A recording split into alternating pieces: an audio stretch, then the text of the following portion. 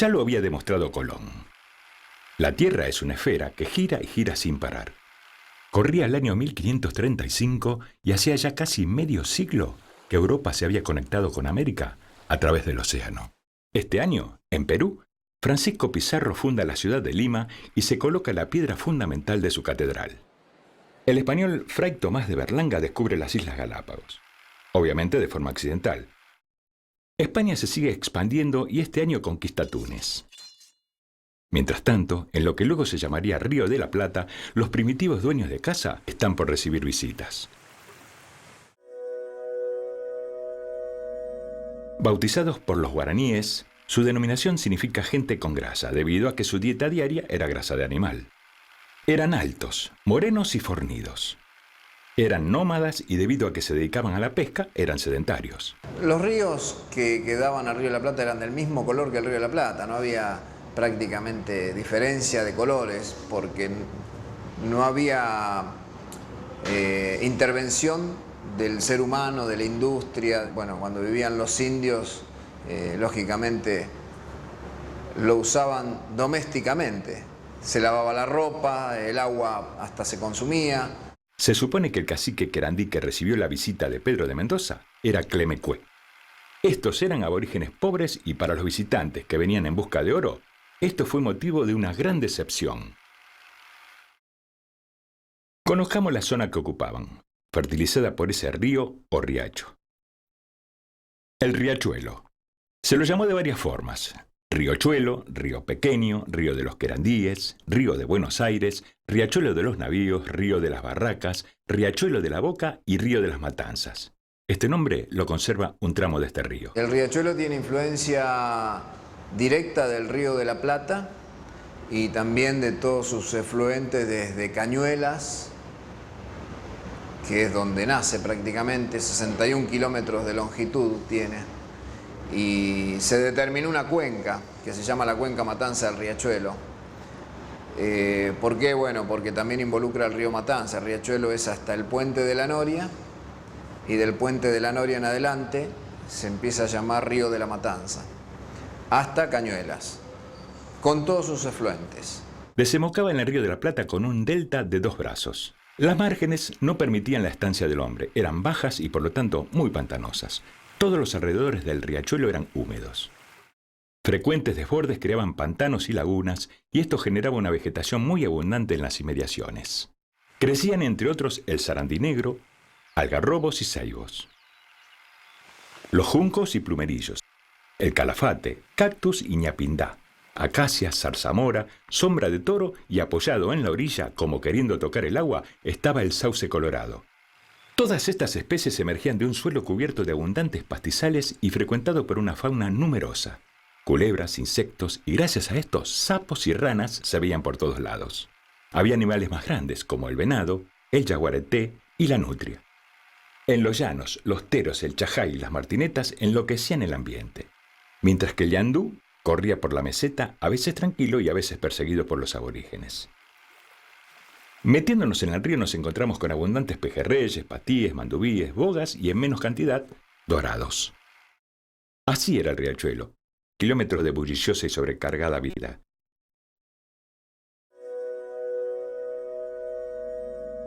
Don Pedro de Mendoza es nombrado gobernador, adelantado y capitán general de un territorio inmenso. Don Pedro de Mendoza generalmente guardaba cama afectado por sífilis. A pesar de la afección, finalmente, el viaje comienza el 24 de agosto de 1535. Salen de Sanlúcar. Don Pedro de Mendoza a bordo de la Magdalena, seguido de 9 navíos más. Un total de 1.200 hombres embarcados en la misión de conseguir tierras, tesoros y algo tan preciado como las dos cosas anteriores. El palo santo, un árbol que podía ser capaz de curar la sífilis. Hacen escala en las Islas Canarias y Cabo Verde para reaprovisionarse. Llegan a Río de Janeiro a fines de noviembre de 1535 y se quedan por 2 semanas. Siguen viaje rumbo al Río de la Plata llevando algunos hombres menos. Empieza a amanecer en la isla San Gabriel el 2 de febrero de 1536. Un insomne don Pedro de Mendoza, por el malestar que le causa su enfermedad que avanza, ordena zarpar hacia el continente. Los barcos surcan las aguas marrones en un extenso recorrido que parece ser a lo largo del río, pero que en realidad es a lo ancho. Están cruzando el río más ancho del mundo, bautizado por la ambición como Río de la Plata y no por la apariencia. Se produce el desembarco. El objetivo, entonces, es claro: detener la expansión portuguesa hacia el sur para destinar las riquezas a España. Se instala un fuerte en las inmediaciones de Parque Lezama y ahí se realiza la fundación de nuestra ciudad. Las cosas se complican para don Pedro de Mendoza. Su enfermedad empeora. Los indios clamando libertad lo atacan una y otra vez y para colmo no descubre ninguno de los lugares ricos en plata. Muy enfermo decide que debe regresar a España, pero don Pedro de Mendoza muere en el viaje de regreso, en 1537. Buenos Aires es fundada por segunda vez en 1580 por Juan de Garay. Es para este año que el riachuelo recibe este nombre y ya no se cambiará más. Juan de Garay también hace un gran reparto de tierras en las afueras de la ciudad. Las que ocupan desde la orilla izquierda del riachuelo hasta la ciudad son dadas al capitán Alonso de Vera. Tierras que, como contamos, se inundaban con frecuencia formando pantanos, pero a su vez poseían excelentes pastizales que alimentaban los caballos. Si avanzamos hasta el año 1635, vemos que estas tierras cambian de dueño. Es ahora Antonio Rocha el que toma posesión. Hacia el año 1700 se utilizaba la primer boca, que viajaba en forma paralela a la costa, a lo largo de una distancia que llegaba hasta lo que es hoy la calle Humberto Primo. Este canal solo permitía el paso de hasta 2 buques. El estrecho paso estaba delimitado por una playa sobre la margen izquierda, porque las aguas del río llegaban prácticamente, cubrían lo que es hoy Paseo Colón. Y una punta sobre la derecha, que se transformaba en un banco cada vez que quedaba tapada por la crecida. La constante acumulación de limo y más materiales dificultó la navegación ya en el siglo XVIII. La boca norte se va cerrando aproximadamente para el año 1775, pero en 1786 la fuerte correntada termina de abrir una falsa boca hacia el sur. Así nació la boca del Trajinista. Los sedimentos no paran de modificar al riachuelo y para el año 1805 se forma la punta de Marchi, sobre la margen derecha. Finalmente será el puerto de Marchi. Saltando hasta fines del siglo XIX, se verá recuperar el curso original, gracias a trabajos realizados por la labor del ingeniero Huergo. El riachuelo, hoy en día, marca el límite sur entre la capital federal y la provincia de Buenos Aires. Desde 1580 hasta principios del siglo XIX, la vida continúa sin sobresaltos y con poco desarrollo destacable. En 1817, un comerciante inglés compra terrenos en esta zona e instala su quinta. Es la quinta de Diego Britain. Otra quinta famosa fue la de la esquina de Paseo Colón y Martín García. Era la denominada Punta de Doña Catalina, en la que estaba ubicado el mirador. Por eso entonces desde allí se podía ver a los barcos ir y venir hacia el riachuelo. Hoy en día es Parque Lezama. La zona fue poblándose en los alrededores de las primitivas industrias, como la Saladeril, impulsada por Juan Manuel de Rosas. Había muchos saladeros, muchos secaderos de cuero, muchas barracas, todo eso estaban más bien por el lado de Barracas y todas esas cosas. Después fue una ley que hubo en la época de Rosa, que se empezaron a instalar los saladeros, que los cueros salados, se formaban paquetes de este tamaño, más o menos, así. ¿No? Era un cuero entero, pero muy salado. ¿Qué se portaban? Todo eso iba a Europa. Y por lo general lo cargaban en lanchas en la vuelta de Rocha para entregarlo a los barcos porque salían, iban mucho para Polonia. Pero ¿cuál es el detalle interesante? El detalle interesante, según mi modo de ver, es que las lanchas tenían que ser de madera, no podían ser de hierro, porque si era de hierro, la sal, era tanta la cantidad de sal que tenía que se hubiera comido el casco del barco, ¿no? El gobierno, por recomendación de Francisco de Gurruchaga, instala en Vuelta de Rocha el primer astillero, La Maestranza.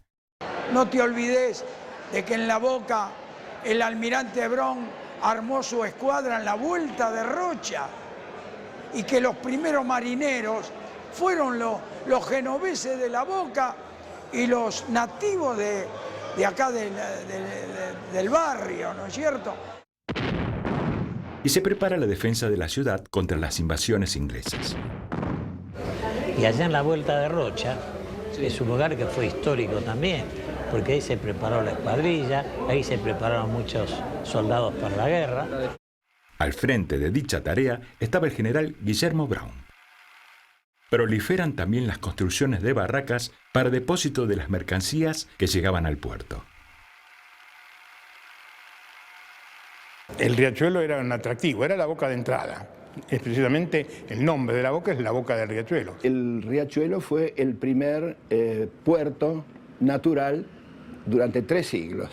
Allí entraba la gente que a través de los barcos que no llegaban al puerto, porque no había puerto en Buenos Aires, se descargaban a través de botes. Y empezó a funcionar toda industria paralela en lo que era el puerto. Y probablemente, muy probablemente, desde entonces, por 200 años, la principal fuente de comunicación fue a través del río, probablemente en los chinchorros o en navíos menores que llegaban hasta donde estaba el asentamiento principal de la ciudad.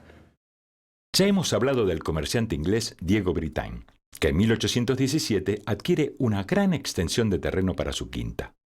Básicamente había un trecho muy difícil de atravesar entre lo que es hoy la esquina de de Paseo Colón, Almirante Brown y Martín García, y Almirante Brown y Wenceslao Villafañe. Ese era un pajonal, un cangrejal, vaya a saber, a lo largo de 300 años cómo fue evolucionando. La boca terminaba acá a 3 cuadras y ahí empezaba todo el pantano hasta el Parque Lezama. Era pantano y era muy difícil cruzarlo. Pero la boca era un lugar aislado, había que pagar peaje en la época de Rosas cuando uno pasaba los puentes para ir de la boca al centro. 5 años después, en 1822, pasando por el medio de su propiedad, entre pajonales, se abre el Camino Nuevo, que hoy es Almirante Brown. Este camino llegaba a lo que es hoy Wenceslao Villafañe. Allí había un arroyo que nacía en los campos pertenecientes a Brittain, que cruzaba el Camino Nuevo por debajo de un puente al que se le llamaba Puente de Rosas. En ese puente se pagaba peaje para poder acceder a la boca. Sobre la izquierda del Camino Nuevo corría una vereda delimitada por una doble hilera de sauces. Luego de eso, solo pajonales que llegaban hasta el río. Los antiguos pobladores llamaban a estos pajonales el tragaleguas. En los comienzos del siglo XIX, los pobladores de las casas ubicadas en el Camino Viejo, actualmente la calle Necochea, realizan canales que unen sus casas con el arroyo del Pigulli. Estos canales les sirven para salir y entrar en botes, que amarran a sus casas sobre pilotes. El arroyo se fue entrecortando, entonces pasó a ser la laguna del Pigulli. La laguna del Pigulli estaba para este lado, no estaba en Casa Amarilla, estaba más bien hacia el lado de la Darcenazú. Y usted sabe por qué le decían la laguna del Pigulli. Porque Pigulli en genovés quiere decir piojo. Extremadamente contagiosa y mortal. Fue devastadora en América. Con cada brote cobraba miles de víctimas. Todo empieza con una simple picadura de mosquito infectado. Y todo termina en solo 10 días. Durante la presidencia de Sarmiento, un brote mortal asoló la zona. El problema fue que en 1871, con la epidemia de fiebre amarilla, hay más de 13.000 muertos en la ciudad de Buenos Aires y la gente migra escapándose de la fiebre amarilla, entonces cambió un poco la característica del sur, abandonado por la gente, prácticamente quedó la gente que no tenía recursos, la gente que no tenía posibilidad de mudarse y la gente pudiente se fue hacia el norte, que fue después un lugar más próspero, pero el primer desarrollo era cercano al puerto, como era en todos los lugares del mundo, ¿no? Se quedaron, mandaron cartas allá a gente de su nacionalidad diciéndole que estaban en un lugar que tenía río cerca, que tenía un parque cerca, que podía ser, a veces inundaba, pero podía ser un buen lugar de estadía. Alrededor del año 1850, en Italia, se estaba luchando por la unidad del país. Esto trajo exiliados a nuestro riachuelo, que se instalaron en las cercanías del Camino Viejo. Distintas compañías navieras traían pasajeros desde el puerto de Génova a la boca del riachuelo. Aquel puerto fue cuna del niño Cristóbal Colón y algunos años más tarde fue el puerto de entrada clandestina de un famoso cadáver, el de María Maggi de Magistris, más conocida como Evita. Había actividades de pesca, la actividad de astilleros, como usted dice, de la construcción de barcos. Los pescadores que fue viniendo a vivir a La Boca venían de pueblos pescadores del Yo Vine. Por eso mismo cada uno de los santos es el santo del pueblo donde ellos venían. La mayoría vivía nada más que de la pesca. Después, por supuesto, se hicieron las navieras y fueron creciendo las navieras, pero eran los que habían venido pescadores. Luego, llegando al final del siglo, la revolución industrial produce migraciones del campo a la ciudad. Esto trae a nuestro país gran cantidad de inmigrantes de distintas nacionalidades, que eran favorecidos por nuestra política de apertura al extranjero. En La Boca se instalaron en su mayoría inmigrantes genoveses, lo que hizo que por el barrio se escuche más asiduamente el dialecto de esa zona de Italia. Muchas de las palabras que hoy usamos son derivaciones de aquellos dialectos. Y así vino mi finado abuelo y se casó y se radicó en La Boca. Por eso somos geneises realmente de sangre, que son los primeros que se radicaron en La Boca, y de ahí vino la denominación famosa de geneise. Pues así es segura. En aquellos tiempos se hablaba todo genovés. Éramos todos hijos o descendientes de genoveses. Había un mar que llamaba, un café que se llamaba Mar Azul. Y frente a ese, en la otra esquina, otro que era solamente para morenos. Porque acá en la Argentina no hay tantos morenos como sí lo hay en Uruguay, como sí lo hay en Brasil. En ese café de morenos que había enfrente y estaba el Mar Azul, los dueños eran Pérez y el señor Gaudin, en francés Goudin, Upero Goudin, y de la conjunción de esos apellidos de Pérez y Goudin nace el término Peringundín.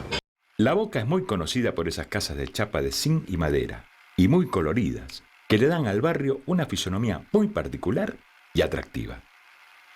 Los inmigrantes genoveses empezaron a construirlas junto a los astilleros y varaderos y luego las transportaban hasta el lugar final de residencia. Porque realmente la concepción era venir, edificar una casa precaria o vivir en una casa precaria para volver, después de hacerse la América, como se decía en ese momento, y cosechar una cantidad de dinero para asegurar un buen pasar, vivir en este lugar y dejarlo e irse. Las primeras casas tenían un alto de 2 o 3 metros en varillas, porque si no se inundaba y se arruinaba todo. Entonces esas primeras casas son las primeras que contamos acá en La Boca. Otra forma de vivir que prolifera en el barrio son los conventillos. Al barrio llegaba gente sin nada, pero con la espontaneidad para encontrar soluciones, en este caso volcada a la arquitectura.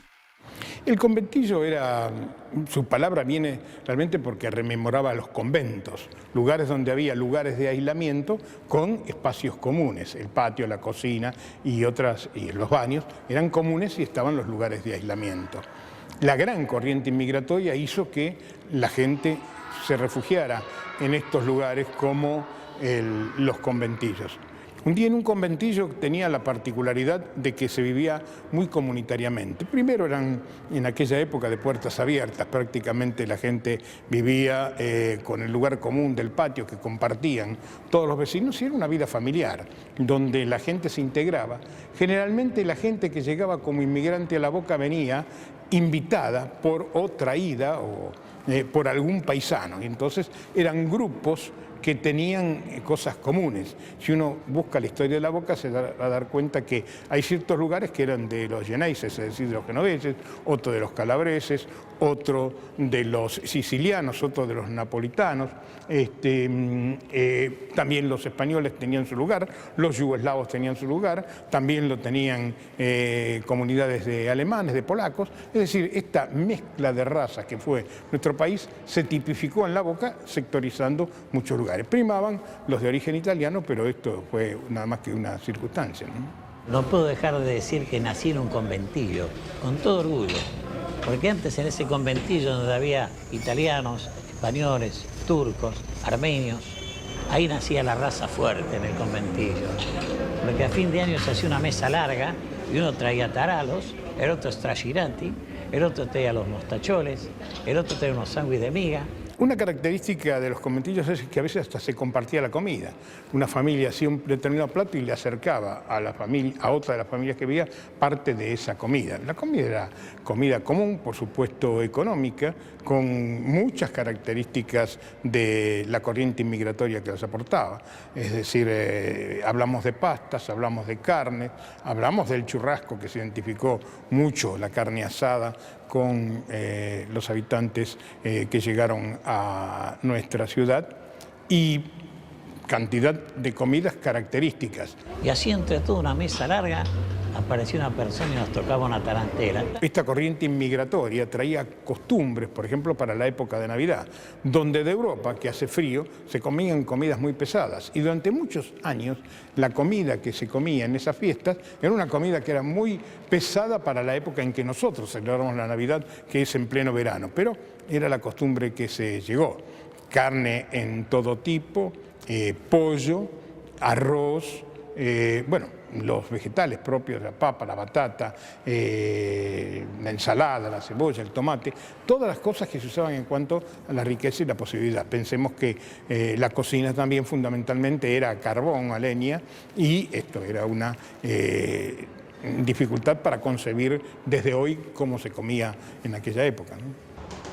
La Argentina en sí, tanto en el año 50 como hoy, es un país inolvidable.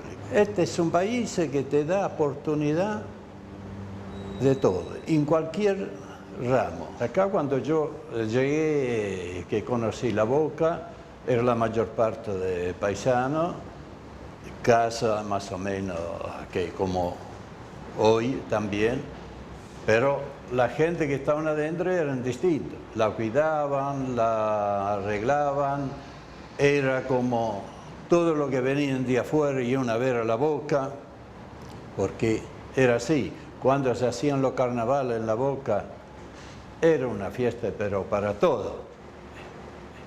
Todos trabajaban, todo relacionado con el puerto. El río era mucho más profundo y había navegación, hasta Puente Vélez Arfiel había continuamente navegación. Y algunos en el tiempo que yo vine estaban pescando también. Existía un transporte de pasajeros llamado Pampa. Una vez inutilizado, pasa a desguace. Es convertido en pontón y su mástil es ubicado actualmente en la Plaza de los Suspiros, en la esquina de Magallanes y Mendoza. Que muchos denominaban la Plaza de los Suspiros, porque ahí se sentaban los italianos o los inmigrantes que venían contemplando el horizonte del río, como rememorando su llegada y tratando de pensar en su vuelta a través de ese río hacia el lugar, a su tierra de origen. Y por eso se llamaba la Plaza de los Suspiros, la plaza de la recordación de la partida de su pueblo. Ingeniero Huergo, bueno, es el que diseña el puerto de Buenos Aires. Hubo concursos para hacer un puerto en la Ciudad de Buenos Aires. En un momento se pensó que La Boca podía ser el lugar, después se reestructura todo lo que es el puerto de Buenos Aires bajo la función que tenía Huergo y que el proyecto era de Madero. Por eso hoy Puerto Madero, que ha surgido con esta perspectiva, porque es el diseño del puerto en esa zona de Buenos Aires. Y aún en cuanto al movimiento del puerto, porque Puerto Madero como puerto no fue un acierto, fue la base para un desarrollo de otro tipo completamente diferente, pero como puerto, que es interesante hacer notar que este es un antiquísimo, el caso del Puerto Madero, bajo la iniciativa, o siguiendo la iniciativa de Eduardo Madero, que era un comerciante importante, con capacidad de lobby, versus la teoría del ingeniero Luis Huergo, que fue nuestro primer ingeniero recibido acá en Buenos Aires y que tenía una opinión técnicamente mejor, mucho mejor, que era hacer un puerto con dársenas perpendiculares a la costa y no una hilera de diques con puentes estrechos, lo que es el Puerto Madero remanente, digamos, que no se usa como tal prácticamente. Bueno, esto hizo que toda esa zona de Puerto Madero tuvo una cierta vida desde 1900 prácticamente, 1895, una cosa así, hasta la Segunda Guerra Mundial, y después empezó a decaer. Y se lo recuerda a Madero por un barrio que no es un puerto. Y en cambio, el proyecto de Huergo se plasmó en lo que hoy es el Puerto Nuevo, que se llama Puerto Ingeniero Huergo. Pero eso no lo recuerda nadie, ese es el Puerto Nuevo. Y al otro no se lo llama Puerto Viejo, sino la zona se llama Puerto Madero. Bueno, esas cosas pasan en muchos aspectos, ¿no?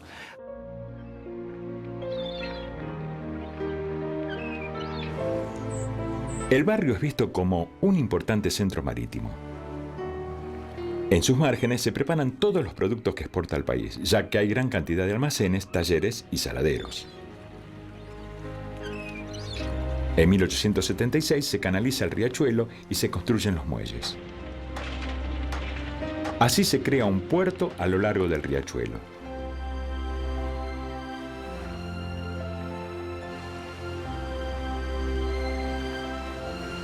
Siete años después, estrenando este puerto y a la altura de la calle Ministro Brin, amarra el transatlántico l'Italia, ante la mirada orgullosa del ingeniero y de los habitantes.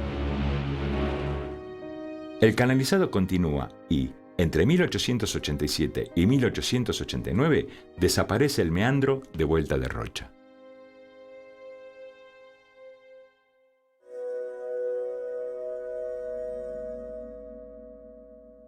Luego de varios aplazos, finalmente el gobierno del presidente Bartolomé Mitre le entrega la concesión del ferrocarril de La Boca, Barracas y Ensenada al ciudadano norteamericano William Wheelwright, el 22 de mayo de 1863.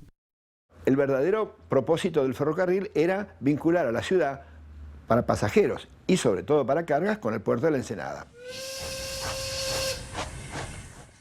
Tenía su primera estación en la estación Venezuela, aproximadamente donde hoy se encuentra el Colegio Otto Kraus, y su segunda estación, después de la cabecera, aproximadamente en Garay y Paseo Colón actuales. Y esa estación se llamaba Casa Amarilla.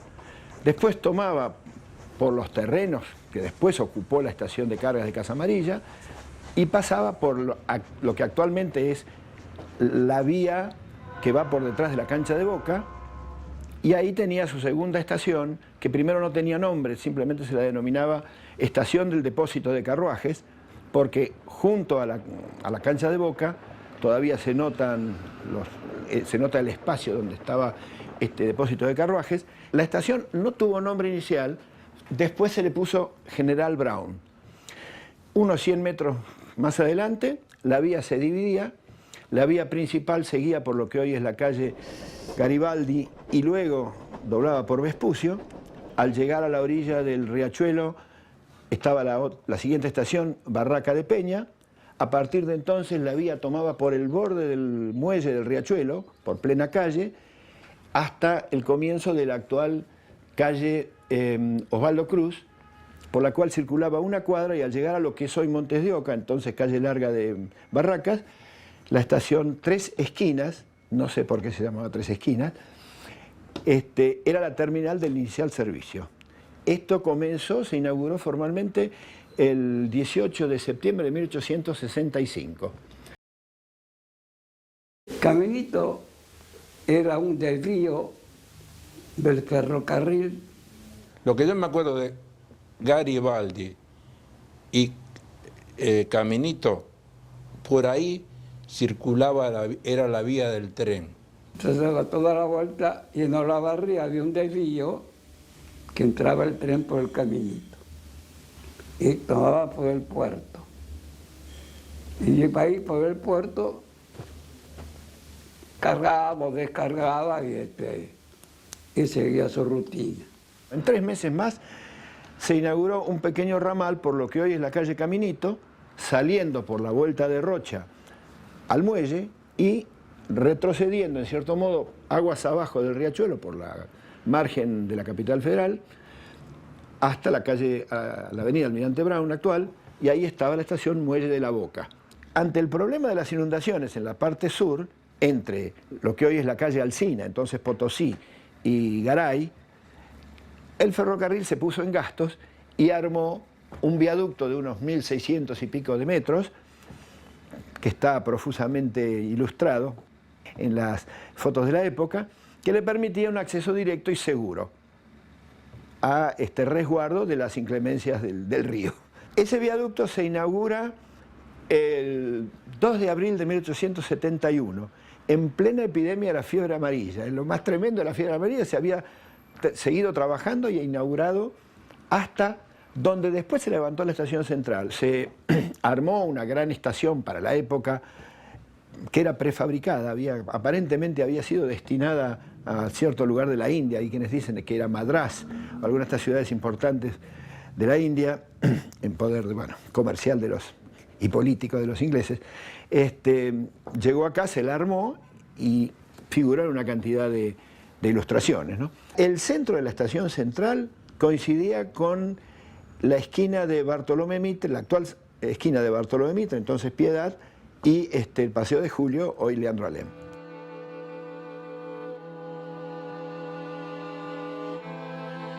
Ahora, cuando se incendia esta estación, en circunstancias poco claras, tanto el comienzo como el desarrollo del incendio, ¿no? Con la construcción del actual Puerto Madero, que ya había comenzado, la vía cruzando por lo que es Paseo Colón molestaban. Entonces la municipalidad estaba empeñada en que esas vías no se usaran. Entonces directamente ahí el ferrocarril perdió su interés comercial y se terminó el servicio de pasajeros. Prácticamente con la destrucción de la estación central y el corrimiento de la cabecera Casa Amarilla, el movimiento de pasajeros a Muelle de la Boca murió. En este predio donde estoy sentado, que hoy es una plaza hermosa, existía decíamos el Potrero, estaba la estación de maniobra del ferrocarril que se llamaba Casa Amarilla. En la Casa Amarilla era el lugar donde llegaban los trenes para hacer las descargas de manzana a granel desde Neuquén. Y donde paraban los trenes acá que traían batata, papa, membrillo, y con otros chicos siempre esas travesuras, abríamos algún vagón y si nos llevábamos alguna cosa para casa. Algunos traían caballos, que también algunos vagos se llevaban los caballos. Íbamos a la Casa Amarilla y esperábamos que descarguen las manzanas para meter las manzanas en la bolsa, o membrillo, y después escapa. Nos salía gratis la manzana y el membrillo. Y el nombre de Casa Amarilla viene porque hay una casa que actualmente ustedes la ven, pintada toda de amarillo, que es la réplica de la casa que usó el almirante Guillermo Brown. Pero esto eran tierras del almirante Brown.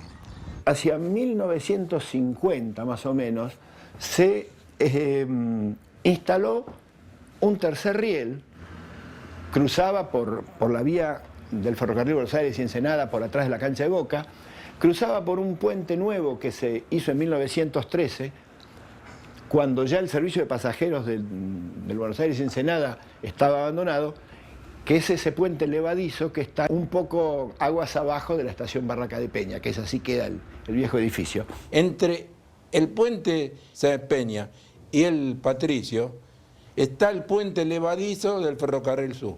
Ahí durante mucho tiempo pasó un tren que venía de Córdoba a Mar del Plata que se llamaba Mar y Sierras. Pero lo que más funcionaba era el movimiento de carga.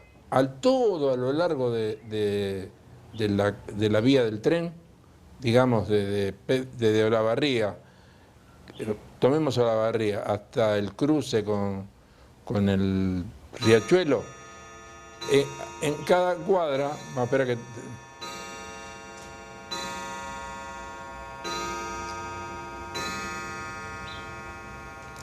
En cada cuadra había un guardabarrera y en todos los lugares tenían campanillas, había unas flores que eran campanillas que no daban olor, pero que eran muy agradables a la vista, ¿no? El olor más agradable que recuerdo de la Boca eran las madreselvas. A fines del siglo XIX, la Boca estaba separada de la ciudad por un gran pajonal. Este fue el motivo que generó el caldo de cultivo de ideas y movimientos revolucionarios. Entonces, ¿qué hacían acá? Se venía todo el malandrinaje de Buenos Aires, más de la poca ciudad que había, y todo, a medida que fue creciendo la ciudad, todos los que eran contra del gobierno. Por lo tanto, acá la Boca se hizo un centro que ni siquiera se llamaba todavía la Boca del Riachuelo. era un lugar aislado. Y empiezan a surgir estos movimientos hechos por gente independiente que indudablemente tiene su repercusión posterior, porque La Boca fue el lugar donde surge el primer diputado socialista de América. Y esto es un hecho ampliamente significativo, porque eran habitados y había mucha preeminencia de anarcosocialistas en La Boca, gente que venía de la anarquía, del socialismo, con un grado de identificación y de lucha por las mejoras sociales. Y bueno, esto va a identificar a personajes de la historia que realmente son muy significativos.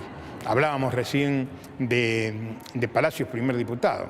Si uno dice, ¿cómo surge Palacios como primer diputado? Palacios no vivía en La Boca. Palacios nació en el centro de Buenos Aires, ¿sí?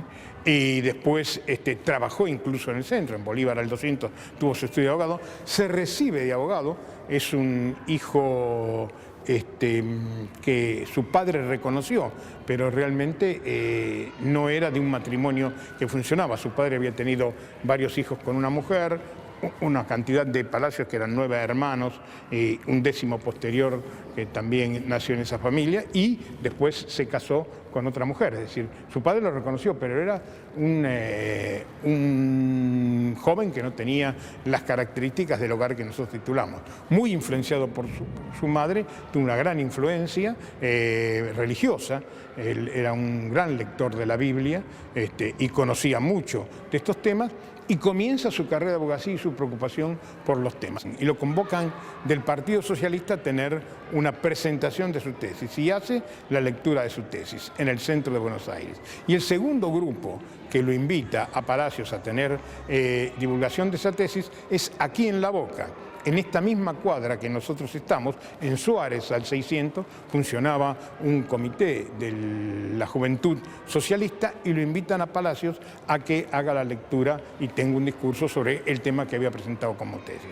Esto significa su introducción dentro del grupo socialista sin querer afiliarse. Durante mucho tiempo tuvo resistencia a afiliarse, pero cuando llegan las elecciones de 1904, un grupo de residentes de La Boca va y le pide a Palacios que sea su candidato a diputado. Palacios, me lo ha contado gente que todavía está viva, ¿no? Se sentaba con un banquito acá en la esquina cuando estaban construyendo este edificio y se ponía el banquito ahí en la esquina y empezaba a gritar que esto tenía que, para qué gastaban plata en esto, que esto tenía que ser una industria para darle de comer a los obreros y no, bueno, viste todo el discurso socialista, bueno, dice, pero que no faltaba nunca, día por medio o todos los días se sentaba con un banquito ahí y entraba, Precisamente yo cité un personaje que había escrito mi hijo el doctor, que es Florencio Sánchez. Es de Florencio Sánchez la frase que cuando gana Palacios dice: a la boca ya tiene dientes. Varios equipos de fútbol se habían formado en el barrio a principios del siglo XX, entre ellos el más emblemático de Argentina y el mundo.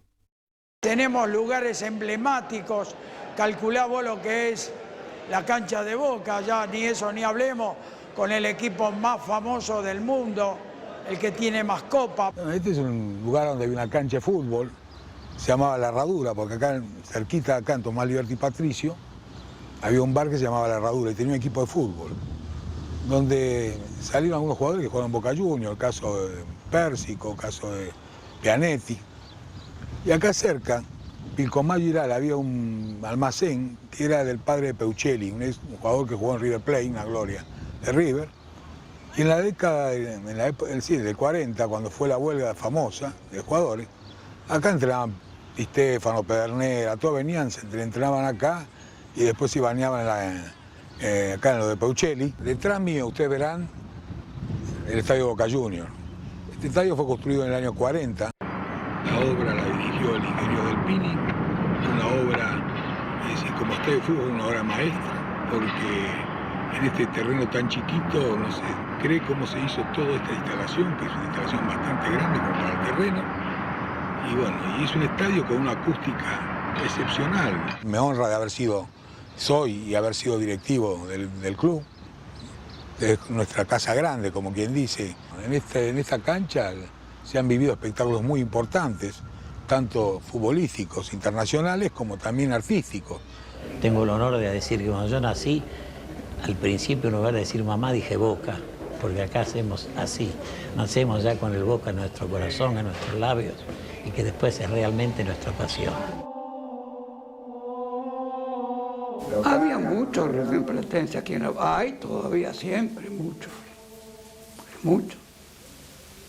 A los 6 años me hice socio de River. Hasta el año 1923, el Club Atlético River Plate tuvo su estadio en la Ribera. El último estaba ubicado del lado oeste de la dársena sur. El terreno era propiedad del empresario naviero Nicolás Mianovich. 1912, ¿no, don Federico? ¿Eh? En 1912 se hizo socio. No, 14 más o menos. Me acuerdo que teníamos la cancha en Gaoto, Pedro Mendoza, Pinzón y Aristóbulo. ¿Te acuerdas que estaba la usina alemana? Bueno, un día le dije a mi padre, me voy a hacer socio de River. ¿Cómo vas a ir? Sí. Si me acompañaba vos, voy bien. Si no, voy solo. Vivíamos a 2 o 3 cuadras nosotros de ahí. Vivíamos a Almirante Brown al 600. Y me dio un papel, un radical, que equivalía a 50 centavos. Y me hizo socio ahí. Socio número 1 vitalicio de River Plate. Para mí la Boca es mi segunda patria.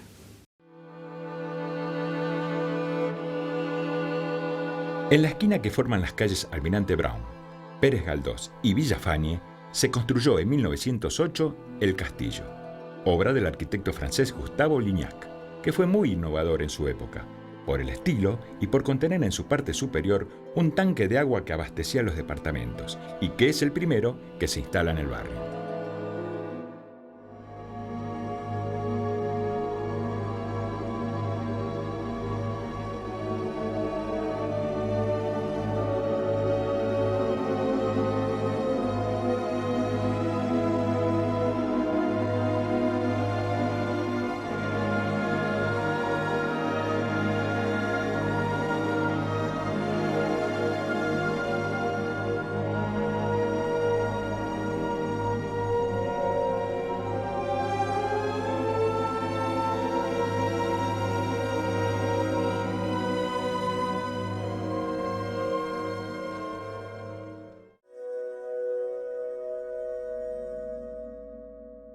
Tomás Liberti fue su fundador, que conmovido por la gran cantidad de incendios alimentados por las casillas de madera y las frecuentes inundaciones del riachuelo, decide poner manos a la obra. Tenemos los bomberos voluntarios, fundados en el año 1884. Bomberos Voluntarios Vuelta de Rocha es un desprendimiento de lo que fue en su momento Bomberos Voluntarios de la Boca. Francisco Carbonari, que fue el fundador de Bomberos Voluntarios Vuelta de Rocha, fue presidente y jefe de Bomberos de la Boca, pero era un hombre de la Vuelta de Rocha, imbuido de la bohemia de lo que es la Vuelta de Rocha, junto con Quinquela, Filiberto. De hecho, Quinquela Martínez es el socio número 1 fundador de Bomberos Voluntarios Vuelta de Rocha. Digamos, la bohemia del barrio se centralizó en esta asociación de vecinos. Yo soy presidente de la asociación vecinal y Bomberos Voluntarios Vuelta de Rocha. Orgullo de nuestra zona, el barrio de La Boca, y del corazón cultural de lo que es el barrio. En total nosotros tenemos en este momento 150 hombres y mujeres. Bomberos Voluntarios Vuelta de Rocha es la primera institución que a la mujer la incorporó dentro de lo que es específicamente operativo. Y ser bombero voluntario es un montón de cosas juntas. En principio la vocación de dar una mano, de ayudar, y dentro de este espacio solidario especializarse de alguna manera en lo que es la emergencia, en lo que es la urgencia, en lo que es la necesidad. Yo soy vueltarrochense. Te vas a parecer algo nuevo, ¿no? El de Vuelta Rocha y La Boca. Yo nací en la Vuelta Rocha, tengo la casa de mis abuelos que compraron cuando vinieron de Italia en 1902. Lo seguimos por tradición. Yo digo con orgullo que mi familia hace 132 años que vive en la misma casa. Y el domicilio es Garibaldi 1982. O sea, a menos de 150 metros de donde estaba el puente Garibaldi. Por eso es que lo conozco muy bien. A principios del siglo XX, a ambas orillas del riachuelo, la actividad industrial era frenética. Para efectivizar los traslados de una orilla a otra, se necesitaban un medio de transporte de grandes dimensiones.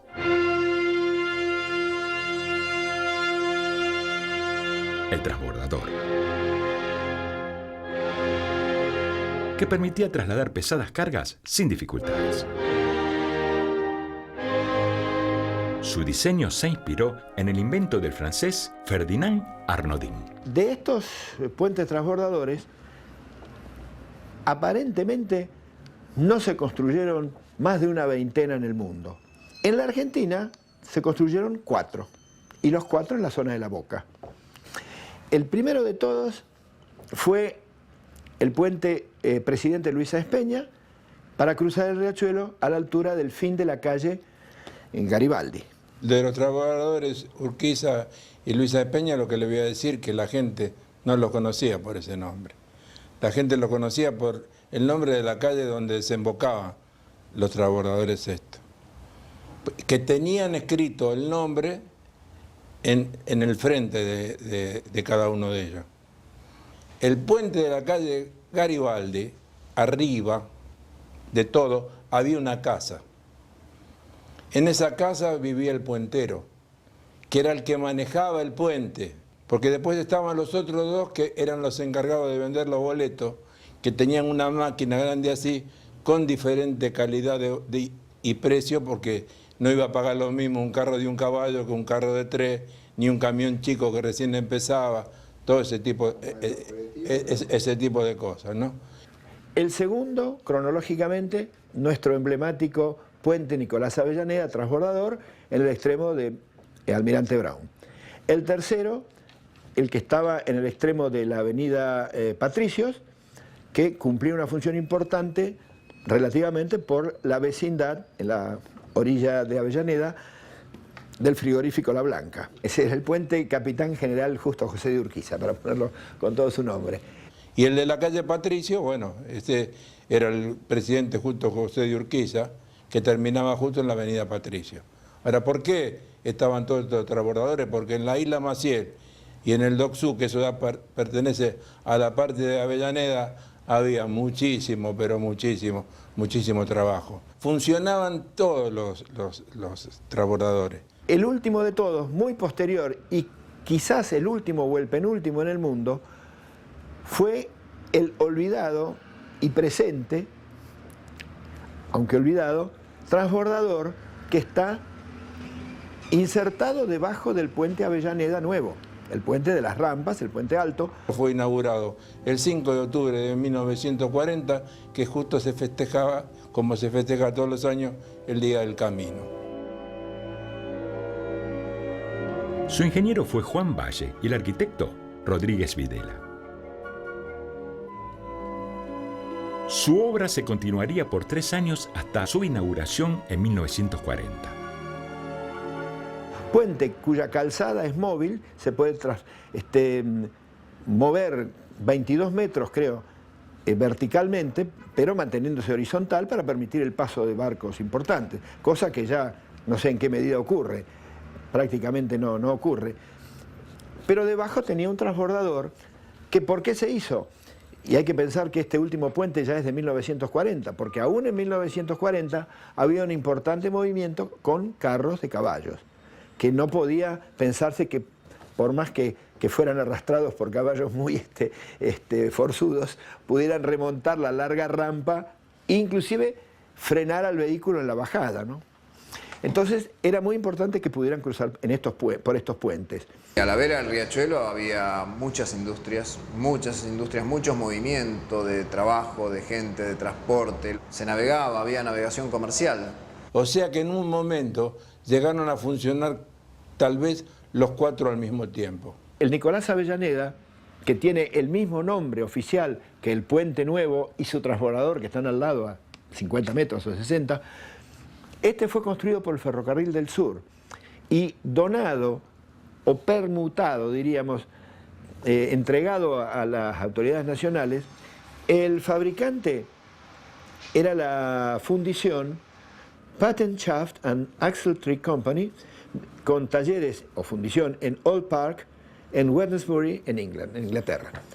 La dirección técnica estaba a cargo de los ingenieros Livesey, son, o sea, hijo, y Henderson de Londres. Lo trajeron por barco, en realidad no había otra manera en ese entonces que por barco. Eso demoró un poco la construcción porque los materiales fueron llegando lentamente y de todos modos la construcción completa no duró más de 3 años. El transbordador llevaba pasajeros, peatones, llevaba vehículos que podían ser autos, camiones, carros, sobre todo los carros, que eran los que no soportaban la subida por el Puente Nuevo, y estaban preparados con rieles tranviarios. Hay que acotar que las plataformas de los transbordadores eran propulsadas por cables situados en la parte superior de la estructura, pero esos cables eran normalmente enrollados de uno u otro extremo por motores eléctricos, al estilo de un ascensor. Y tenían un dispositivo manual de emergencia por el cual, con toda paciencia, como pasa también con los ascensores, si llegaba a descomponerse el sistema eléctrico o se quedaban sin corriente, cosa que no era muy habitual entonces, se podía rescatar a los pasajeros sin transbordarlos, porque por supuesto también se los podía hacer bajar a botes o cosas así. Pero estaba todo bastante bien planeado. Y los motores eran General Electric, ¿no? También había servicio de botes, pero la gente utilizaba el puente porque le daban un boleto que valía 5 centavos y servía para ida y vuelta. En cambio, en el bote había que pagar 5 a la ida y 5 a la vuelta. A veces, cuando se estaba apurado, se tomaba el bote porque nosotros había que esperar que cargaran los carros y todo ese tipo de cosas. De varias líneas informales de botes, una de las cuales, la más conocida, es la que cruza al llegar al Almirante Brown y Pedro de Mendoza y cruza la Isla Maciel, esa se mantiene, porque por diversas razones hay un público que se ha mantenido fiel a esa línea, también por varias razones.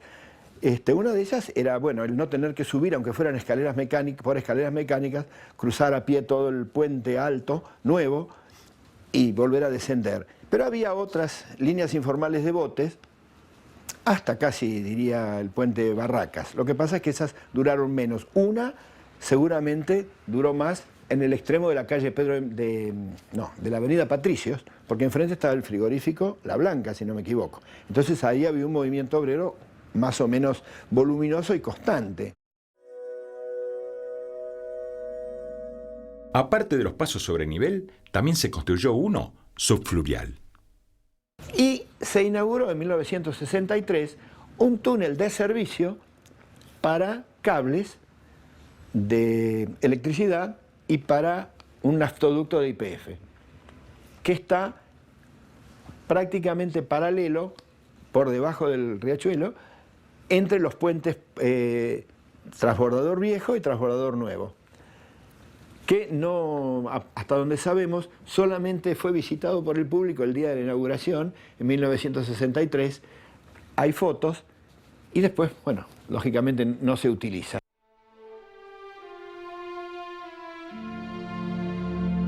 En 1910, Buenos Aires respiraba aires europeos. Su modo de vida y arquitectura nada tenía que envidiarle al viejo mundo. A principios del siglo XX se inauguró lo que nosotros llamamos el Palacio de la Ítalo. En 1916 se inaugura el Palacio de la Compañía Ítalo-Argentina de Electricidad, diseñada por el arquitecto Juan Chionia. En momento era orgullo del barrio de La Boca y a donde trabajaba mucha gente del barrio, en la Ítalo, la famosa Ítalo. Durante 50 años, Buenos Aires fue una de las ciudades con mayor actividad nocturna del planeta.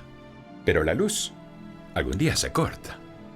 En el año 1869, esta empresa fue fundada por un pariente de mi padre. En el año 1900 se la dejó a mi padre. Llegamos a tener alrededor de 50, 60 caballos, todos oscuros. porque eran todos caballos de raza, todos negros. Cuando eran 2 caballos, el que lo manejaba usaba el bombín, la galerita. Y cuando era de 4 caballos, entonces llevaban el cilindro en la galera alta, y cuando no, uniforme de Napoleón. En aquel entonces no había casas velatorios. Yo utilizaba la misma casa donde fallecía la persona que se iba a velar. En el ocaso del siglo XIX, el barrio de La Boca conoció lo que era ser una república independiente. Vivir en comunidades que vinieron de lugares postergados, donde habían sufrido todo el proceso de industrialización, de falta de trabajo y de competencia, hizo que surgieran en La Boca movimientos realmente muy llamativos. Fíjese que cerca del fin del siglo pasado, después que Mónaco se había independizado, los habitantes de La Boca declararon la República de La Boca y tuvieron que mandar las tropas del gobierno para que desistieran de esta situación. Fue Roca el que era el presidente en ese momento y dijo, díganle que terminen o mandamos al ejército. Y insinuó mandar el ejército a La Boca para desmembrar este grupo que tenía realmente una actitud de independencia, pensaba independizar La Boca. Esto pasó después, como yo digo, a una cosa histórica, alegre, anecdótica. Y esto que hoy parece jocoso porque después fue reeditado por Quinquela como una cosa típica y característica y medio festiva. La primera República de La Boca se fundó en el año 1808 y en 1923, el día que ahora es el Día de La Boca, José Víctor Molina, un loco de la guerra, fundó la primera república, digamos así, junto con Quinquela, mi padre, Filiberto, Bianchi, bueno, unos cuantos notables de La Boca. Con nombres muy estrafalarios como el almirante del mar, el contraalmirante del intendente de la Vuelta de Rocha, que era la Plaza de los Suspiros, que estaba a cargo de Aníbal Cárrega, que él mantenía pintado prodigiosamente ese lugar que era la Vuelta de Rocha. Luego del tren y hacia finales de la década de 1890, llega a La Boca el ómnibus a caballo. Y por algunos años funcionó efectivamente, pero los tiempos cambiaban. Y de repente, en 1922, en agosto de 1922, aparece la primera línea regular y orgánica de ómnibus.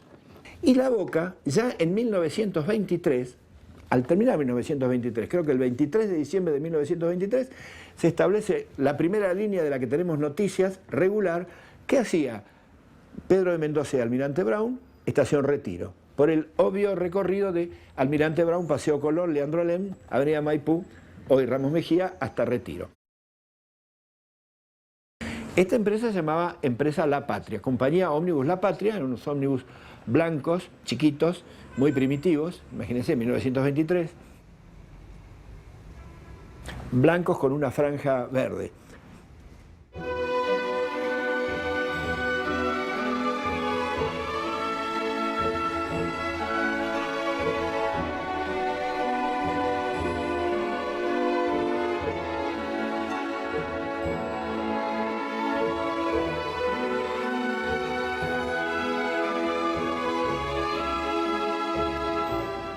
De todos modos, en 1948 o 47, ahora no recuerdo bien, aparece en Buenos Aires un modo relativamente diferente que es el trolebús. El trolebús tenía propulsión eléctrica, pero tomaba la corriente de una línea aérea.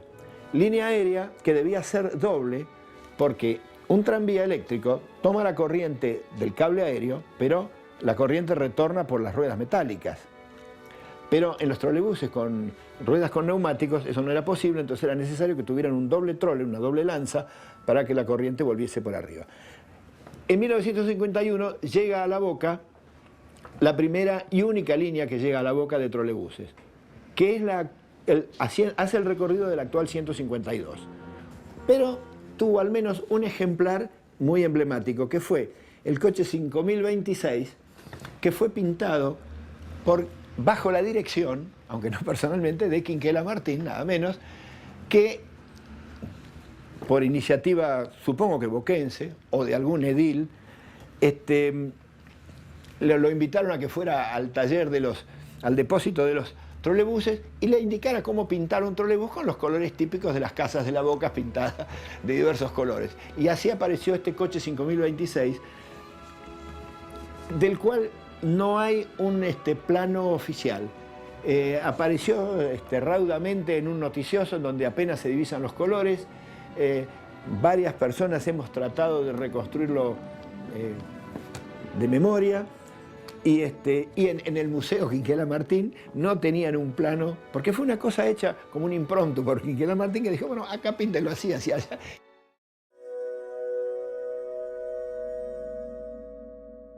En 1938 se pensó en construir un nuevo puerto que se grafican en estas maquetas. Para poder hacerse ese puerto se tenía que expropiar todas las viviendas, desde Dársena Sur hasta Almirante Brown.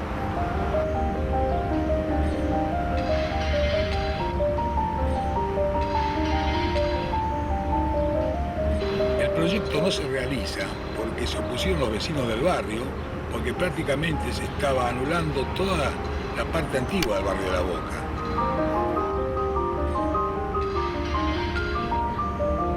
Principalmente las casas de chapa y de madera, que eran el inicio del barrio de La Boca.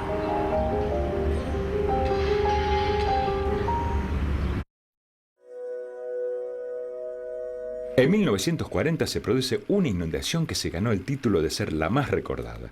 La inundación del 40, yo vivía en la calle Magallanes, entre Patricios y Hernandarias, y en mi casa había 1,40 m de agua. De lo que me acuerdo es que mi viejo estaba nadando en la parte baja de la casa, que tenía 1,40 m de profundidad, con todos los muebles puestos uno arriba del otro y arriba de todo el bandoneón para que no se llegara a mojar, porque si no, nos perdíamos. Y nosotros en el primer piso, yo tenía 3 años en ese momento, ¿no? Mejoró mucho, porque cuando hicieron el parapeto acá, que ya no se inunda más, ¿no? Ese fue una gran cosa. Porque yo recuerdo que cuando había una inundación venían de toda parte a ver cómo estaba inundada La Boca. Bueno, esa era una cosa natural, porque era así. Hasta que en el 96 se hace este sistema de polder, que es de expulsión del agua que entra y se cierran las compuertas, no puede entrar el agua por abajo y por arriba. Nace la diversión. Mi papá era capataz de a bordo del famoso carga y descarga de carbón. Entonces los carboneros, mi mamá se le ocurre poner una cantina que cuesta 1.000 pesos, 500 a pagar y 500 en efectivo. Mi papá traía a la gente del carbón a la cantina para comer. Era una cosa económica, tal esa idea. Bueno, señores, muy buenas tardes. Quien les habla es un hijo de La Boca, Espadavecchia, la cantina donde no hay lugar para la tristeza. Así nació la cantina Espadavecchia. Y tuvimos un poquito de mala suerte, parecería, porque nos agarra la inundación del 40, del año 40. Fue caótico.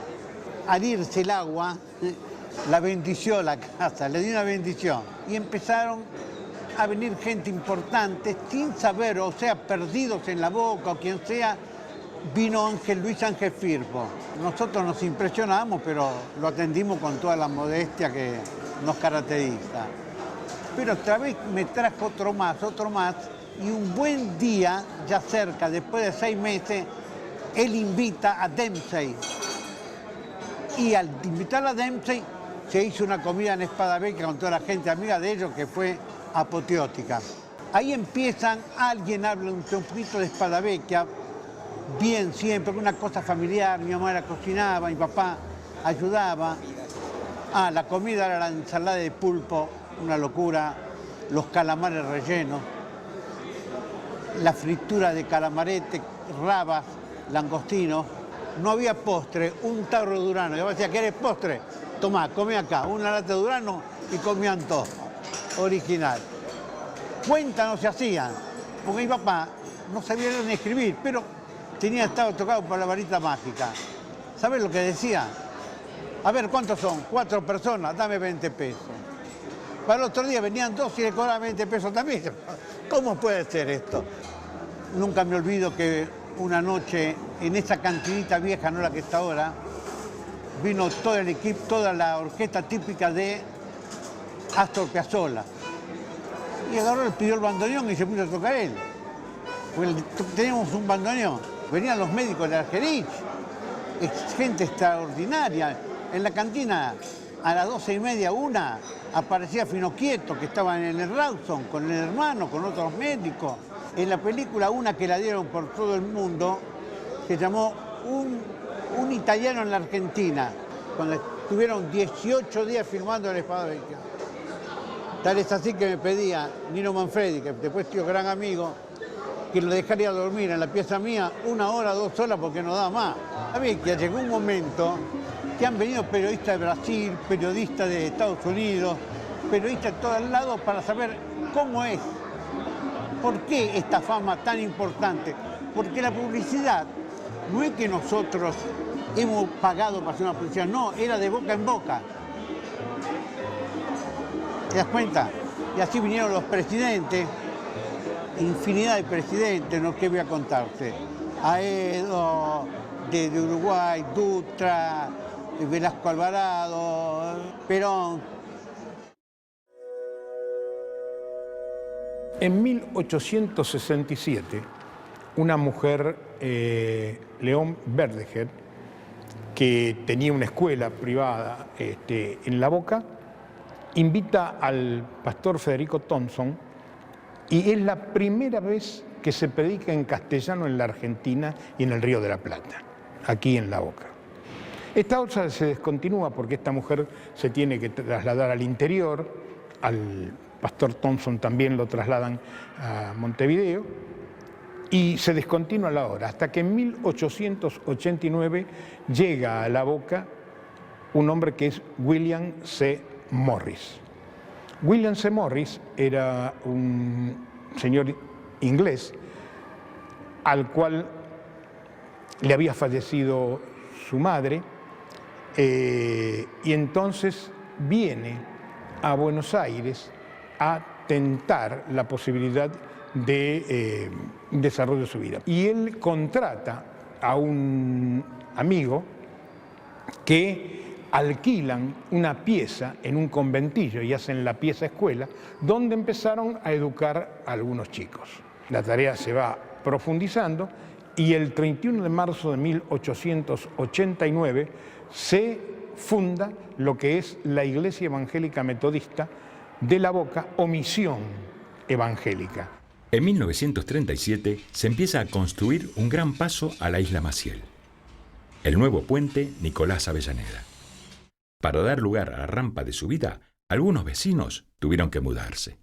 Se decide la construcción del puente Nicolás Avellaneda, se tienen que expropiar algunas propiedades y entre las propiedades que se expropian en Brown, y en la calle Almirante Brown y Pinson, es precisamente el lugar que ocupaba la Iglesia Evangélica Metodista de La Boca. Al tener que ser expropiado ese lugar, hay que buscar un lugar y se busca un lugar aquí en La Boca, en la calle Olavarría, donde se construye este lugar en el cual estamos, que data de su inauguración del año 1937. Esta capilla en la cual estamos, o este templo en el cual estamos desarrollando esta charla, es reproducción exacta, prácticamente igual a una capilla norteamericana con vitros que son importados y con lugares que hablan de determinada signología característica del pueblo evangélico. La misma construcción de este edificio tiene características muy particulares. Estos edificios en torre son de arquitectura protestante, de arquitectura evangélica, que surgen de cuando Lutero expresa a través de su himno Castillo fuerte en nuestro Dios. Lutero es un monje benedictino que se aparta de la Iglesia Católica, en cierto modo es perseguido, se tiene que refugiar y se refugia en castillos. Entonces, esa estructura de los castillos es el que se da como una construcción evangélica.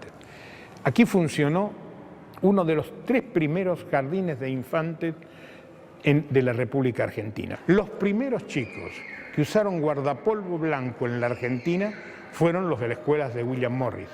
Luego, el presidente Hipólito Yrigoyen oficializa el guardapolvo blanco para todos los alumnos, para que no haya diferenciaciones de nuestro país. El guardapolvo blanco fue el uniforme que usaban los niños para ir a la escuela. Tenemos la parroquia San Juan Evangelista, primera parroquia salesiana del mundo. En los terrenos donados por la familia Britain en 1865, se empieza a construir un pequeño templo que daría origen a la iglesia actual. Era toda de madera, era chiquitita, empezó por una chocita prácticamente, que era de 4x5. Después se hizo un poco más grande, porque la gente no podía entrar cuando empezaron a venir todos los italianos, ya no podían entrar, entonces se quedaban afuera, alrededor, que más o menos estaría por aquí. Y después se hizo un poco más grande de madera, y después ya se empezó a pedir el dinero, como ya esto estaba bastante poblado, había muy buena pesca y había muchas compañías pesqueras, entonces empezaron a juntar dinero ellos y a pedir dinero al gobierno. Todo esto fue por el padre el párroco que estaba en ese momento, que fue el impulsor de todo, que es el único que está enterrado acá en la iglesia. La señora de Naná fue a Italia, antes, cuando ya tenían todo preparado para construir la iglesia, fue ella a Italia y don Bosco en mano le entregó los planos de la iglesia de María Auxiliadora que está en Turín. Se construyó a semejanza, la otra es un poco más grande, ¿no? Por supuesto, pero es igual. Y la construyeron los hermanos Mesana, uno arquitecto y el otro constructor. Son los que construyeron el Congreso de la Nación.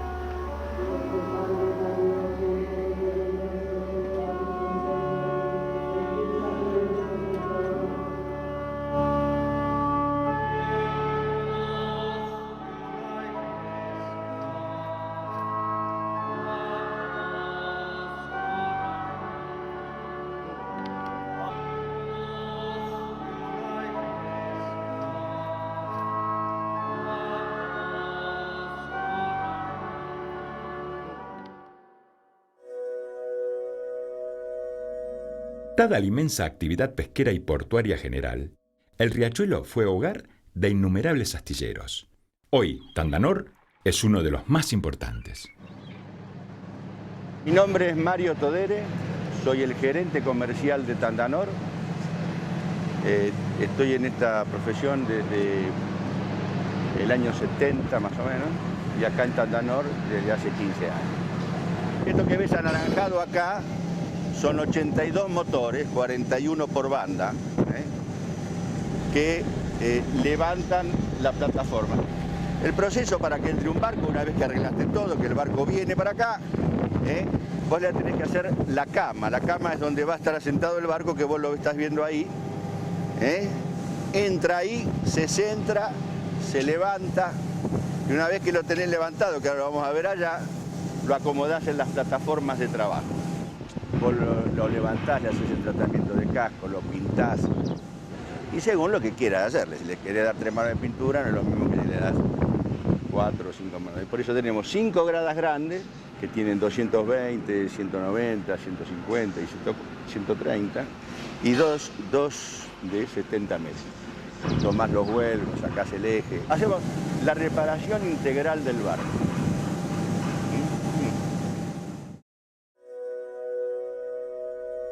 Tres de las artes vieron su esplendor en la Boca. Una de ellas fue el filete, que es una de las expresiones plásticas más originales. Nacen los carros que transportaban sustancias alimenticias en donde se pintaban imágenes religiosas o amuletos de suerte para proteger el traslado. Luego, con el cambio del carro a los camioncitos, el filete fue evolucionando. En la primaria yo dibujaba muy bien. A la vuelta de casa había un letrista y yo me paraba en la ventana a mirar al letrista. Bueno, y me entusiasmo con eso, Un día me agarra en Martín García y Piedra. Me dice un gallego, ¿te animas a hacerme uno de Bugo en el biombo de la calecita? Digo, sí. Me pongo a pintar la calecita, la pinto, le hice de todo. Carlos Gardel, manojo de flores, de todo. Para mí el filete es un arte. Según los comentarios dice que viene de Italia. El filete es una cosa que lo tenés que sentir. El fileteador es creador. A cada rato creaba vos. Un ornamento para un camión, para una cabina. 2 adornos para las barandas. Eso es todo creación, es arte. En general el fileteador que es bueno, vos lo que pediste te hace. En la época que empecé yo había cada nene que Dios me libre. Calcula que yo empecé en el 40 y pico. En una oportunidad fui a filetear una coupé. La coupé Chevrolet llevaba 3 filetes alrededor. Uno grueso y 2 finitos. Y cuando llego ahí, me mira el pintor y le dice al muchacho, al tapicero, ¿y este es el fileteador? Le dijo, sí, este es el fileteador. No me olvido nunca de eso. Terminé, lo llama, le dice, reíte ahora. Soy Miguel Grasso, fileteador. Las otras 2 artes que brillaron en la Ribera fueron la música y la pintura. Y 2 personalidades que caracterizan a la Boca son Quinquela y Filiberto.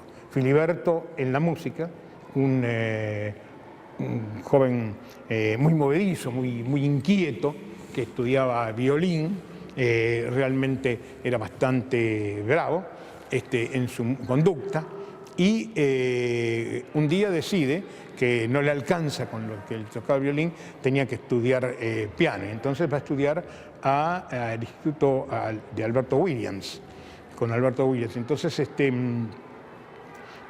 no tenía piano para aprender y aprende piano en un armonio que tiene la figura de un piano, pero que se mueve con unos pedales, que es un instrumento que tira viento y a través de eso se puede ejecutar, que hoy reside aquí está el Armonia en el cual aprendía Filiberto a tocar en la Iglesia Evangélica Metodista de la Boca, que es la propietaria de ese instrumento. Y con Juan de Dios tengo una linda anécdota que vale la pena contarla. Ellos venían siempre a hacer los depósitos, trabajaban con el Banco Español, ¿te acuerdas que estaba al lado? Que está atrás del edificio. Sí. Y cuando salían venían siempre acá a conversar con mi padre, que era muy amigo. Y le digo, Juan de Dios, ¿sabés que tengo un disco que no la que de un lado está la Vuelta de Rocha y del otro Caminito. Me dice, vos estás loco. ¿Cómo estoy loco? Lo tengo yo ese disco, lo compré. Yo no lo grabé así, me dice, porque era malo, tenía mal carácter Filiberto. Entonces mi padre me dice, Fede, andate a esta casa, vivíamos acá a Pinzón, trae el disco, hacéselo ver. Tuve que ir a mi casa a buscar el disco y traérselo para que lo viera. Me dice, yo no sabía nada de esto, ¿cómo a mí no me dicen nada de eso? Y bueno, yo lo compré, le dije. Eran personajes extravagantes, ¿no? Con la música, con una vida licenciosa, bohemia, más que licenciosa, y que siempre estaban en estas manifestaciones de expresiones comunitarias, de grupos, de amigos, de disfrute, de participar de una mesa y demás. Vos sabés que Quinquela Martín, a don Benito, ese padre espiritual que tenemos, le decían, maestro, ¿cómo es el barrio de La Boca? ¿Cómo se hizo? Y Quinquela tenía un dicho muy lindo, que La Boca se había hecho con el trabajo y la fantasía de su gente. Benito acá era como uno de la casa. Lo conocimos viviendo en la otra cuadra de nosotros, cuando ayudaba al padre que lo protegió, ¿no? Porque él estaba en un orfelinato. Quinquela fue, como todos saben, dejado en la casa de Expósitos, en lo que hoy es la Casa Cuna, en un molinete que se usaba para no saber quién era el que lo dejaba, a los pocos días de haber nacido, con una inscripción que decía, este niño fue bautizado con el nombre de Benito Juan Martín. Tenía ropa muy fina. Esto trajo una cantidad de interpretaciones del porqué y quién había sido la madre y el padre de Quinquela para que luciera esas batas tan finas. Vive algunos años en la casa de Expósitos y luego es recogido por una familia de carboneros en La Boca, de Chinchela, que era el apellido de su padre. Y él comienza a trabajar también en la parte del carbón. Y Benito repartía carbón, hasta que empezó a garabatear con los mismos pedazos de carbón, a hacer bocetos o lo que ya tenía, lo que iba a ser el gran pintor, ¿no? Y hay algunos hechos más. Usa como elemento prioritario de su pintura el trabajo. Es decir, si uno ve a Quinquela va a ver el barco y va a ver el estibador que lleva una pesada carga sobre su hombro. ¿A quién se le ocurría pintar el trabajo? Cuando estuvo en Italia en el año 1925, el que era la autoridad italiana, Benito Mussolini, ve la pintura de Quinquela y se entusiasma con esta motivación que él tiene el trabajo y dice, "Questo è il mio pittore". Y entonces invita a Quinquela a pintar en Italia. Y Quinquela le dice, usted tiene muchos pintores de mucha trayectoria y muy buenos en Italia. Yo pinto en la Vuelta de Rocha. Yo creo que Quinquela fue tocado por la varita de aquellos que tienen la posibilidad de las grandes transformaciones. En principio tenía muchas inquietudes. Es la campaña de Palacios en La Boca, que se hizo como se hacían las campañas, con escrituras en las paredes y demás. El que portaba muchas veces los tarros de pintura, de engrudo, para pegar carteles, pintar, fue Benito Quinquela Martín, el que después fue Benito Quinquela Martín. Era un adolescente en ese momento y él hizo mucho de la campaña de Quinquela.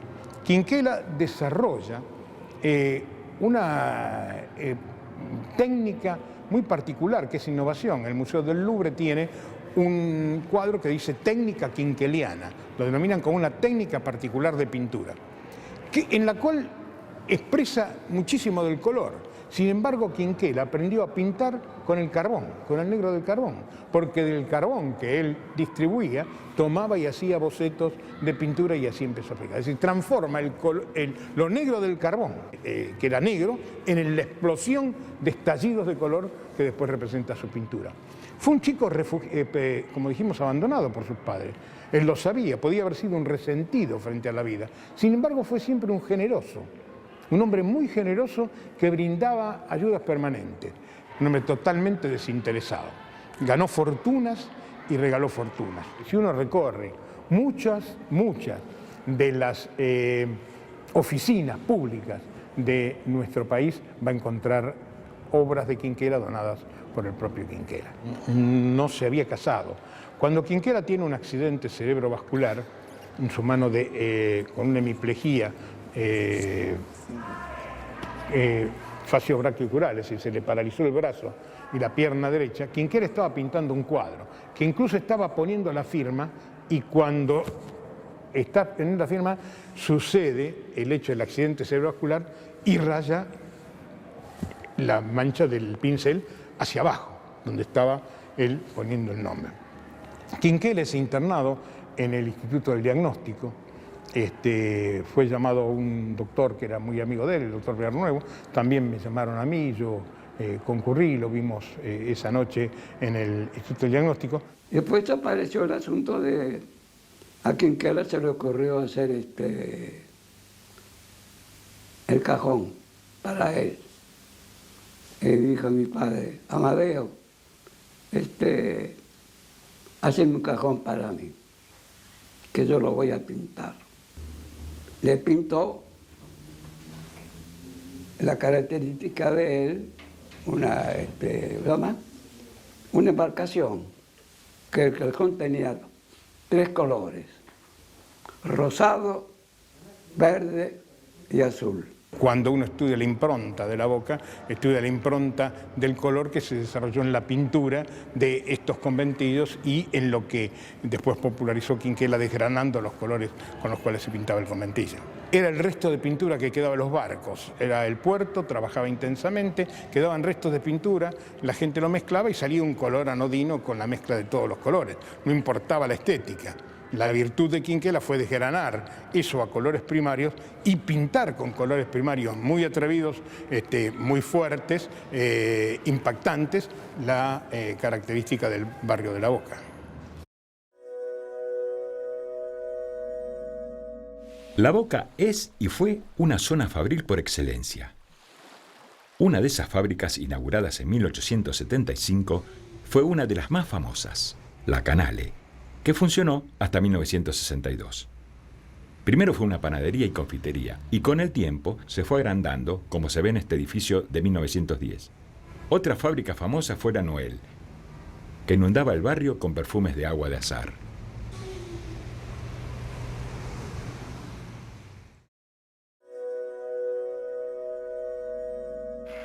En 1922 fueron ensamblados los primeros Forte en la fábrica que la compañía norteamericana hizo construir en La Boca, en la calle Villafañe, número 40. La misma funcionó intermitentemente por la guerra hasta principios de la década del 60. Para esa fecha, en 1962 más exactamente, se inició el montaje del primer modelo Falcon. La siguiente publicidad se presentó a la prensa en el Cine Gran Rex.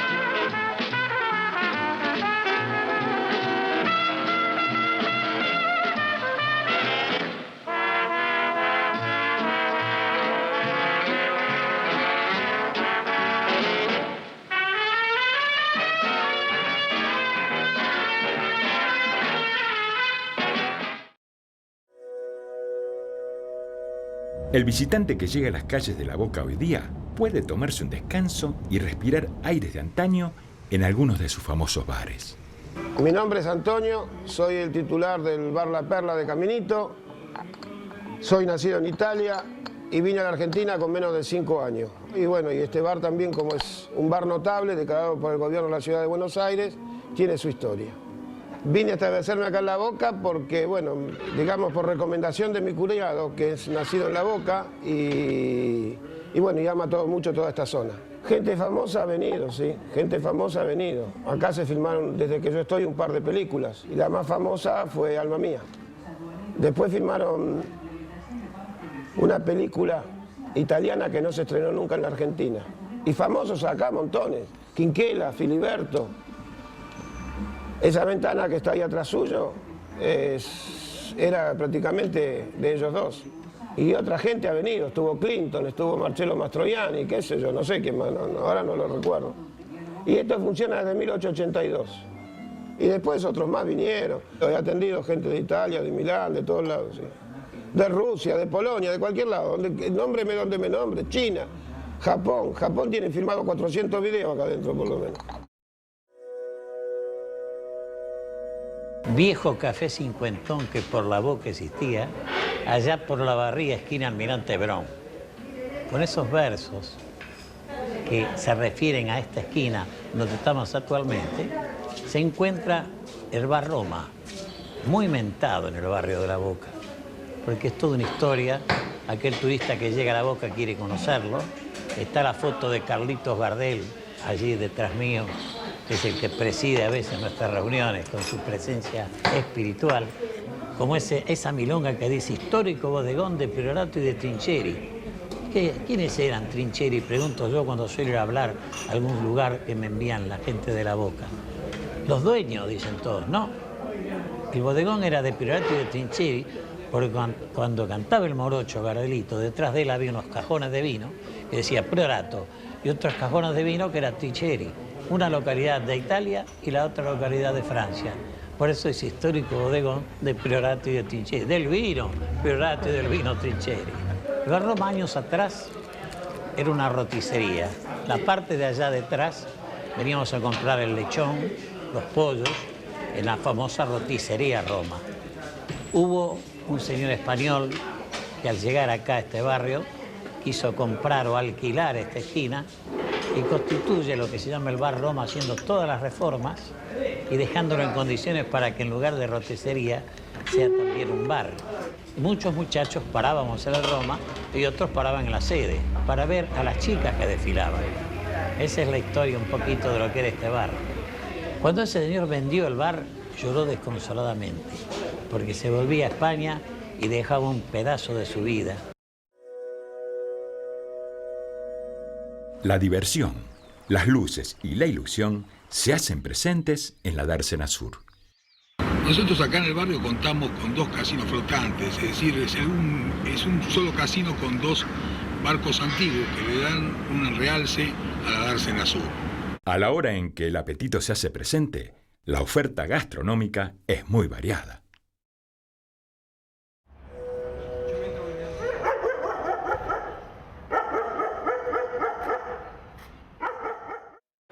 Bueno, mi nombre es Silvia Castro, soy la hija de Marcelino Castro y estoy acá en este restaurante llamado El Obrero a cargo de la noche. El nacimiento del Obrero es en el año 1954 con la llegada de 2 hermanos, de Francisco y Marcelino Castro, desde Asturias, España.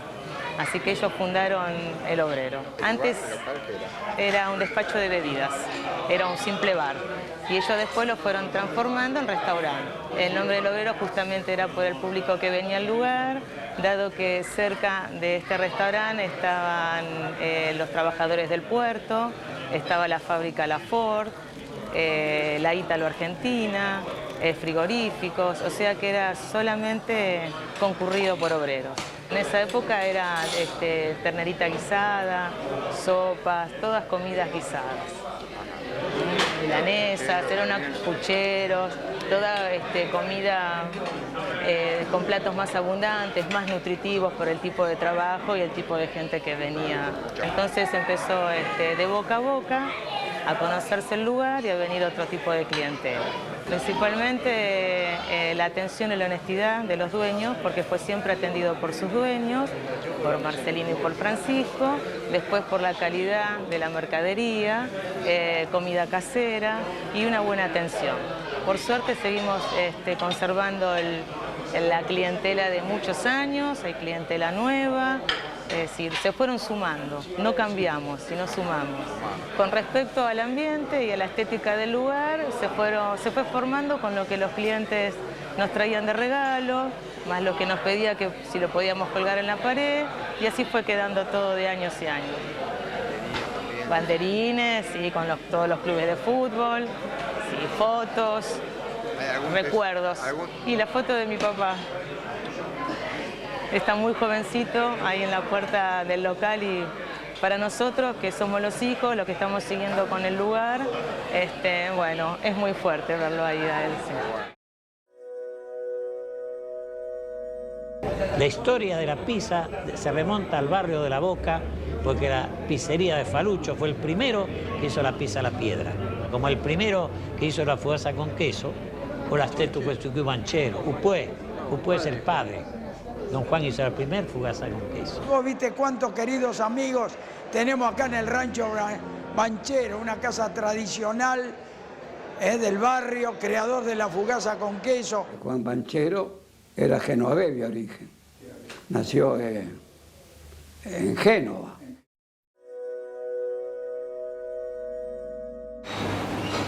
Soy Carmela Manfredini, de Estañaro, y llevo adelante este negocio hace ya 14 años con mis hijos y estamos contentos de cómo funciona.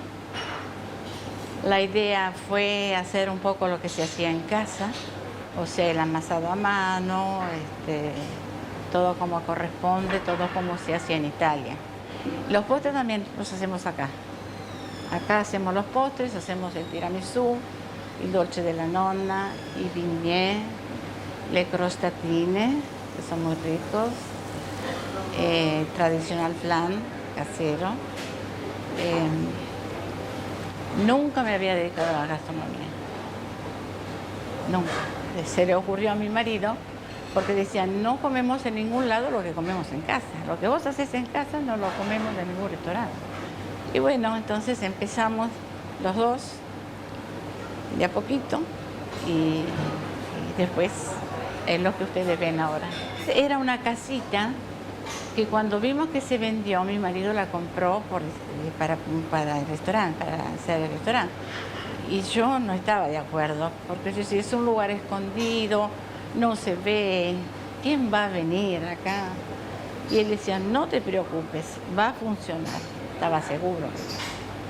Y funcionó. Se trató en lo posible de conservar el ambiente del lugar.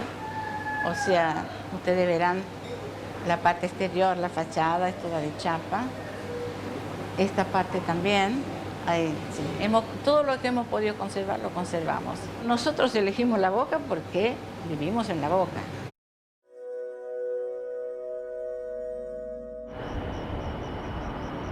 Bueno, este restaurante funciona desde el año 1970, junio de 1970.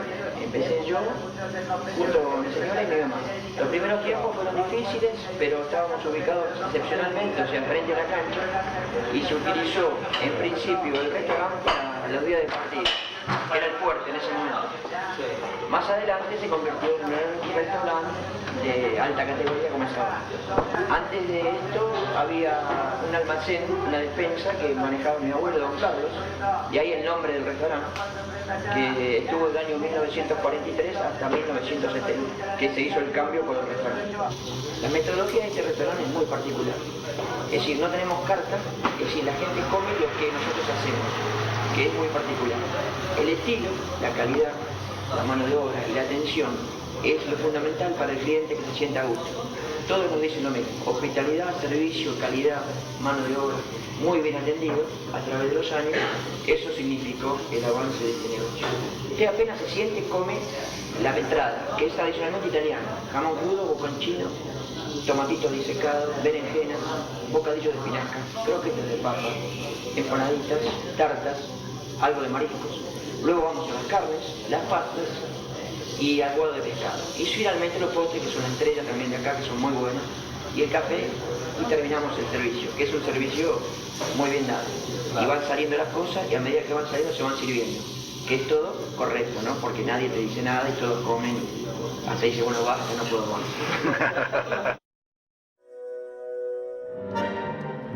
Una propuesta diferente para los amantes de la música es Che Tango, donde se puede disfrutar de los más exquisitos platos acompañados por espectáculos de música en vivo. Este proyecto fue pensado y diseñado en uno de los galpones anexos de la Ítalo-Argentina de Electricidad. Dadas sus enormes dimensiones, a una persona se le ocurrió una idea muy original. Bueno, yo cuando vine acá, es un galpón en la cual antes era la Ítalo. Y bueno, el tema es que yo soy fotógrafo y he sacado Nueva York con las gemelas, de arriba las gemelas también para abajo, Las Vegas, Roma, París. Y bueno, eso me inspiró. Digo, yo necesito que la gente se sienta como si estaría cenando en la 9 de julio. Pues yo necesitaba algo envolvente. Y bueno, acá por suerte lo he logrado. Esta es la foto más grande del mundo, tiene 10 metros de alto por 160 metros. Que desde que yo he tomado la foto hasta que nosotros la hemos puesto, 9 meses, solamente la foto. Porque había que imprimirla, había que armarla. Teníamos armado el salón en la cual tuvimos que desarmar todo porque la foto requirió que teníamos que tirarla toda en el piso para poder ponerla y hacer un bastidor total que llevó un trabajo enorme y bueno, era un desafío que nunca se había hecho. Es único porque otra cosa no hay. En el mundo no existe algo como esto. Hicimos la Semana de la Boca y también de Boca Juniors, en la cual hemos elegido la reina de Boca Juniors. Eso también fue muy importante. Hemos hecho eventos muy importantes. Del tango y la boca y el tango. Están emparentados seguramente por la inmigración. Alguien dijo alguna vez que el primer bandoneón, instrumento fundamental de nuestro tango, aparece en la boca, porque un inmigrante alemán lo dejó como parte de pago de lo que consumía en bebidas. Y de allí surge el primer instrumento basamental del tango. A partir de ese bandoneón, de ese primer instrumento, se crea toda una estructura en el futuro que sin el bandoneón es imposible realizar. Fue aquí en la Boca, en el puerto de la Boca, en un bodegón de la Boca, lo dejaron como parte del pago. Alguien osó tomarlo entre sus manos y sacarle sonido, porque era un instrumento desconocido para ese entonces aquí en la Argentina. Y a partir de allí, la Boca está emparentada directamente con nuestra música, representa lo más pintoresco de nuestra ciudad, de Buenos Aires. Cada tango tiene que ver con la vida misma. El tango expresa los hechos cotidianos. O sea, el tango es la vida misma. Y en algún tango nos encontramos reflejados. Niebla del riachuelo, amarrada a un recuerdo que sigo esperando. Porque la Boca hay que conocerla, hay que vivirla para sentir lo que siente realmente el que es de la Boca. Ya estamos todos, no falta nadie, hoy es un día fenomenal, pues festejamos ruidosamente la fiesta grande de la amistad. Este es mi barrio, es de la Boca, qué suerte loca pertenecer a este barrio, a esta gente, al presidente obedecer. Ya todo es